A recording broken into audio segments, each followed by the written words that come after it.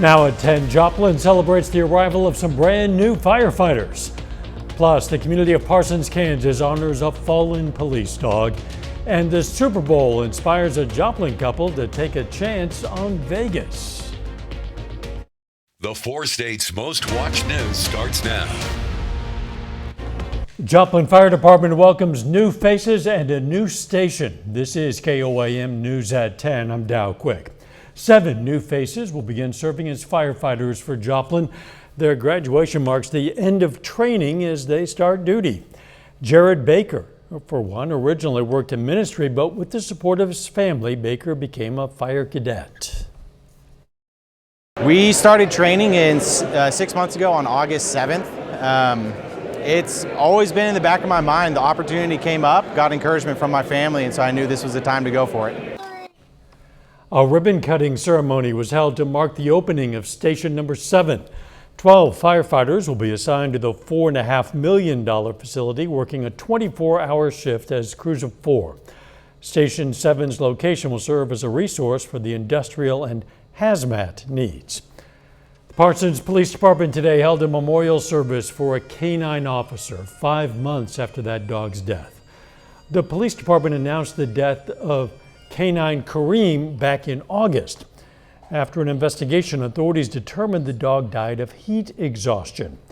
The entire Parsons Police Department attended today's ceremony along with officers from the Labette and Cherokee County Sheriff's Office.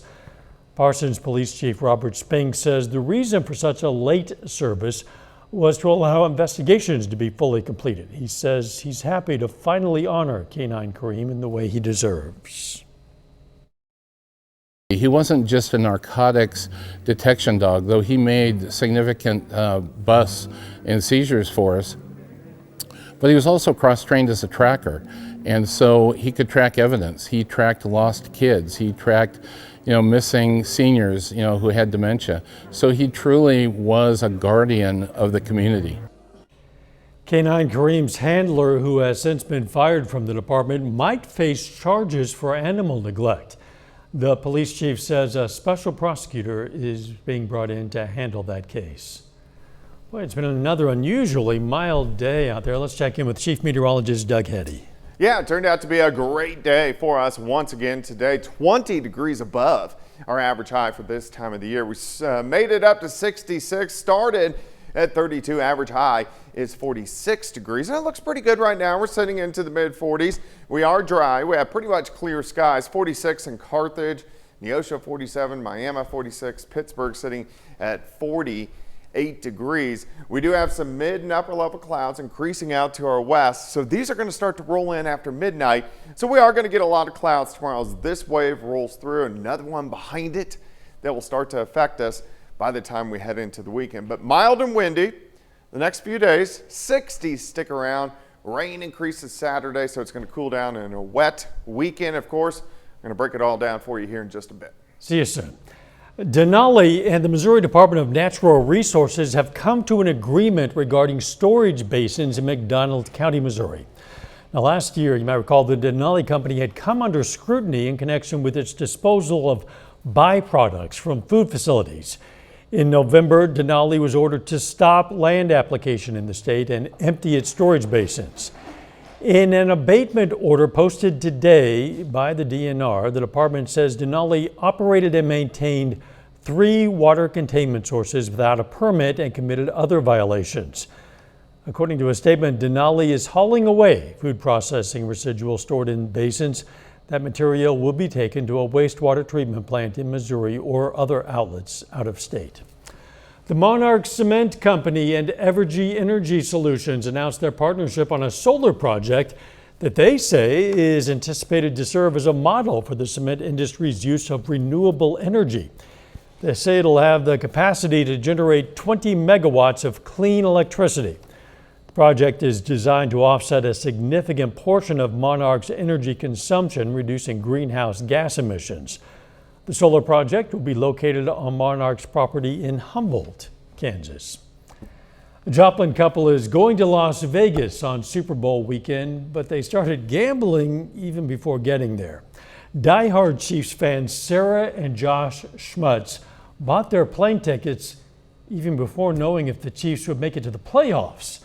With tickets for Super Bowl currently at historically high prices, the couple will watch the game from a restaurant with friends. KOAM's Fernandez Silva has that story. Within an hour of the game being over on Sunday, we were like, yeah, we're definitely going. The Kansas City Chiefs weren't even in the playoffs when Joplin resident Josh Smootz and his wife decided to buy airplane tickets to go to Las Vegas on the Super Bowl weekend. Even though they know they won't be able to watch the game in the stadium, The expense of the tickets is going to be so far out of reach. they didn't want to miss out on the experience. I think it's going to start from the moment we get off the plane. I'm sure we're going to be seeing Chiefs fans everywhere. It's definitely going to be a Chiefs takeover in Raiders territory. According to MSSU professor Brian Nichols, the destination is one of the reasons why ticket prices are currently at historical levels. Vegas is a lot of entertainment, so people are wanting to go there for not only the Super Bowl, but also for some entertainment also. He says that Vegas being relatively close to San Francisco is another factor that influences the prices. For people willing to spend 5 figures to watch Mahomes playing his 4th Super Bowl in person, Nichols has some advice. Don't be too early. Maybe wait 3 to 5 days before the game, because there may be, maybe not with this one, but typically there's a little dip in ticket prices, and then you'd still have time to make travel arrangements.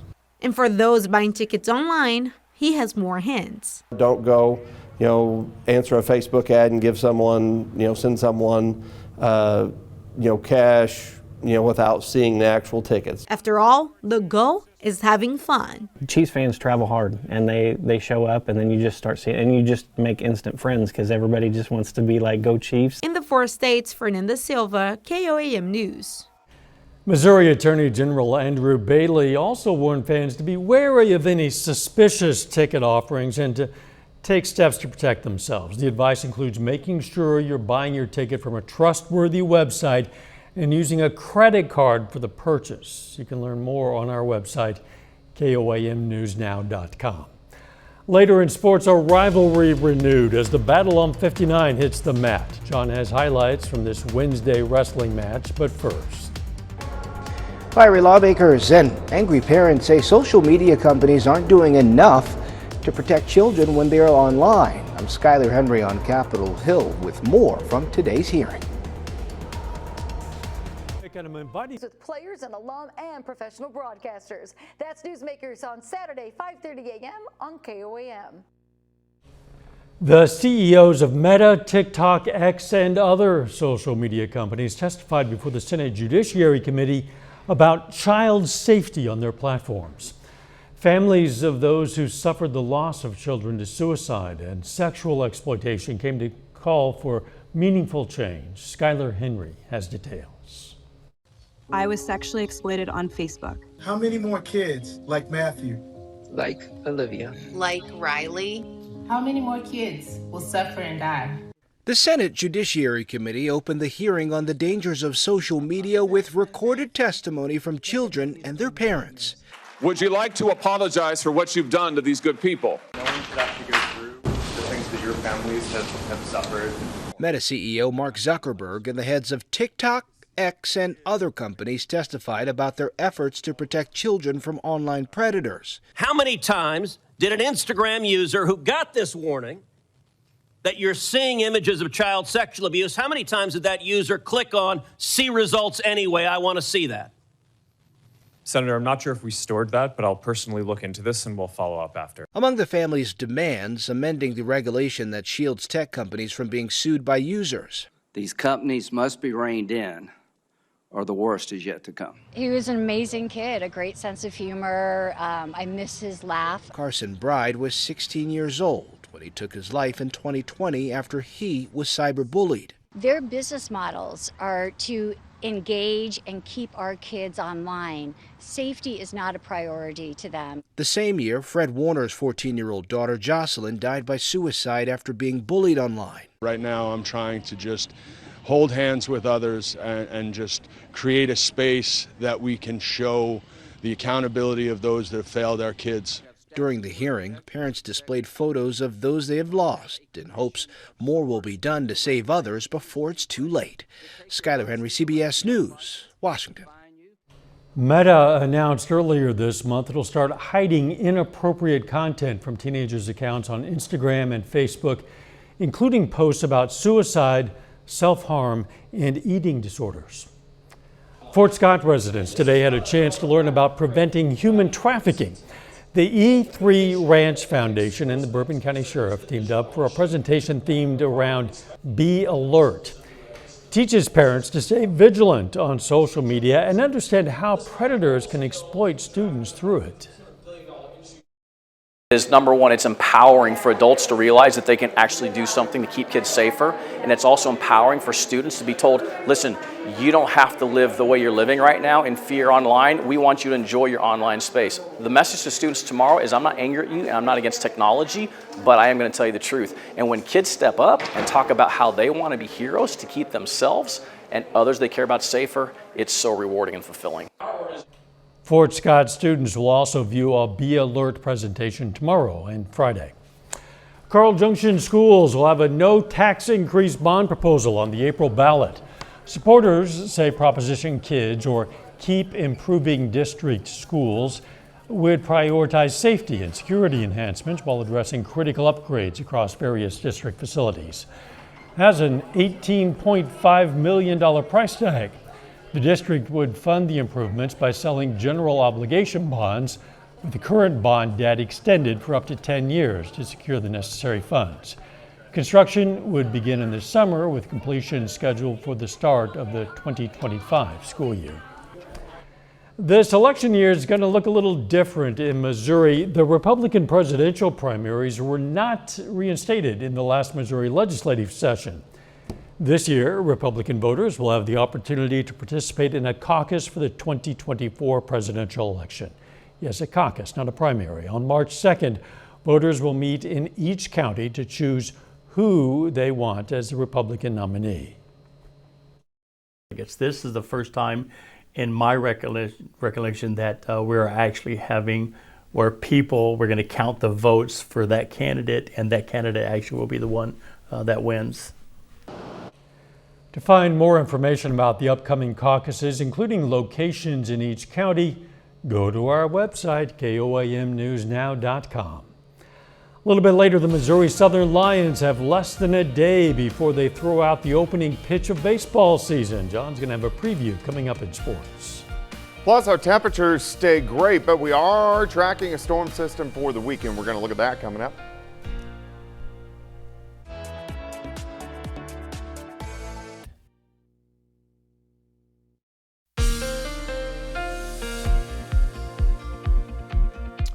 Well, it definitely turned out to be another mild day for us today. We did have mostly sunny skies, but temperature is great. We shot to 66 degrees. Kind of a weird month because just a little over 2 weeks ago on the 14th, we had a high temp of 1. And then today we swung to 66. We had overnight lows in the minus teens. So we had a 2-week stretch. Temperatures really below normal. For the month, of course, believe it or not, February 1st is in the morning.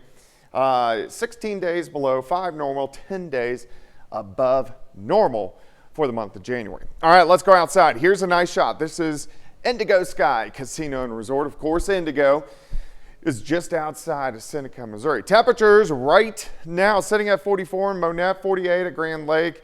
We have Pittsburgh 48, Carthage 46, 47 in Neosho. Chanute is sitting at 48 degrees. Not a whole bunch going on outside, pretty much clear skies. We do have a southerly wind 5 to 10, but that's going to start cranking up later on tonight into the morning hours. So by morning, we could have gusts 25 to 30, maybe 35.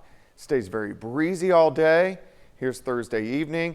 Still stays breezy even into Friday. We're going to have winds gusting 20 to 30 miles per hour. Not extremely windy, but definitely windy. All right, clear skies. Clouds increasing in our western counties. As we look down through parts of Texas, you can see a little bit of rain. This weak wave passes by tomorrow. We may get a sprinkle, mainly just clouds. Much stronger storm system building from the Pacific Northwest to the west coast of California. That system will head in our direction by the time we head into the weekend. So let's look at it. Let's go into Saturday morning, into the afternoon. Light rain increases through the day on Saturday. Light rain continues Saturday night, here Sunday morning at 7 a.m. Light rain rotates on top of us all day Sunday. This means the entire weekend rain. As we go into Sunday night, light rain starts to rotate out. So here's Monday morning, but by Monday afternoon, we look pretty good. It doesn't look like the rain's going to be super heavy, but we need the rain, of course, so we'll take what we can get. Overall, as of right now, it looks like a ½ inch, maybe some areas 3/4 of an inch, maybe a little bit heavier once we get into our western counties. Until this rain moves in, we look pretty good. We're going to have a lot of clouds tomorrow, of course, windy, starting mid-40s. Should be lower 60s by noon. I'll stop it at about 4:30 in the afternoon. Most of us 64, 5, 6 degrees. Tomorrow night, we back down, upper 40s once again. As we go through Friday, clouds thicken. We'll stop Friday afternoon. High temps 64, 65, 66 degrees again. And then rain starts to spread in by the time we get into Saturday morning. All right, day planner for you Thursday, 62 by noon, high temp 67 degrees, 66 on Friday, which is Groundhog Day. I will guarantee we're going to have 6 more weeks of winter, no matter what the groundhog says. And then rain settles in Saturday, Sunday, into Monday. You're going to put that groundhog out of work. I've been trying for years, and he still pops up every year. He still does, somehow. Thanks, Doug. Kind of whack-a-mole when it comes to groundhog. Still ahead, Missouri Southern softball takes to practice field for our final time before the season begins. And Missouri Southern and Pitt State football each pick up a big local commitment. John Dales has those stories and more. It's coming up next.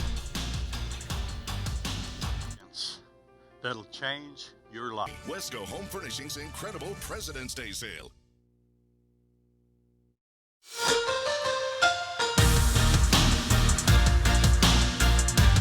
Missouri Southern softball is ready for 2024. The Lady Lions hit the ground running with 5 games this weekend in Hot Springs, Arkansas at the Ronnie Hawkins Mike McGee Memorial Tournament. Much like Missouri Southern baseball, the Lions softball team is coming off a great 2023 season in which they went 41-15 and hosted the D2 Central Regional Tournament. This year's group starts the season with 5 games in 3 days this weekend, and after an off-season full of very competitive practices, Southern is ready to show what it can do in 2024. Always striving to be 1% better every single day. The seniors that we graduated last year, they can without a doubt say they left it better than they found it, and I know that's what Kara, Yaz, and AD want to do this year as well. So it's striving constantly to be better than you were the day before, just 1% daily. I can't wait to see how well we're going to mesh on the field. Here in practice, we're all together already, and just see the communication and what everyone does this weekend. I mean, we have great pitching staff, great infield, great outfield. There's just every single 21 of us is capable of doing big things for the program. Over to Southeast Kansas, this afternoon in Parsons, the Battle on 59 rivalry is renewed between the Viking wrestling team and Erie. Erie facing Parsons in the Battle on 59 on the road in front of the whole school, with plenty of Erie fans making the trip as well. Starting at 120 pounds, Mario Zakanis against Mark Tenebro. Zakanis wastes no time, goes straight for the takedown, picks up 2 points. He goes on to win by fall. Parsons out to a great start. Next up, 126 pounds, Fernando Zakanis against Taylor Holbert. Holbert gets the escape, then he gets the pin, goes on to win by fall, and Erie picks up 12 points. That puts the Red Devils in the team lead. We now go to 157 pounds. Davey Summers goes against Dylan Kirkpatrick. Summers looks like he has the takedown at first, but then Kirkpatrick flips him. Eventually, he gets the pin in the 3rd period, and that would be more than enough points for Erie to get the win. Erie takes home the Battle on 59 plaque. Red Devils beat the Vikings 36-33. 2 high school football standouts from the 4 states make their verbal college commitments today. One is first-team All-State in Kansas, the other first-team All-State in Missouri, and both of them will be staying right here in the 4 states. Cooper Simmons, a 2023 first-team All-State linebacker from Colgan, is headed to Pitt State. The future Gorilla announces his commitment on Twitter. His senior year with the Panthers, Simmons was an impact player on both sides of the ball, receiving first-team All-CNC honors at both linebacker and running back. In Seneca High School, senior Morgan Vaughn commits to Missouri Southern. He finished his senior year with the Indians as first-team All-State linebacker to go with being named Big 8 Defensive Player of the Year. Vaughn was a big part of the Indians' 13-0 start and run to the Class III state championship game.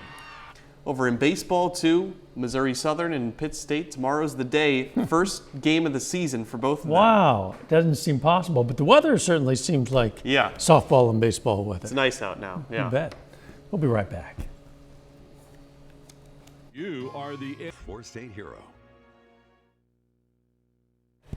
If the memory of a past relationship still bugs you, the Nature Reach program at Pitt State has kind of unusual fundraiser for you. Now is your chance to name a cockroach or a mouse or a rat after that not so special someone no longer in your life, which will then be fed to one of the program's animal ambassadors. Be clear, the cockroach or the mouse or the rat will be fed to one of the animals. If you're hungry to donate, well, just check out our website, KOAMnewsnow.com, for more information.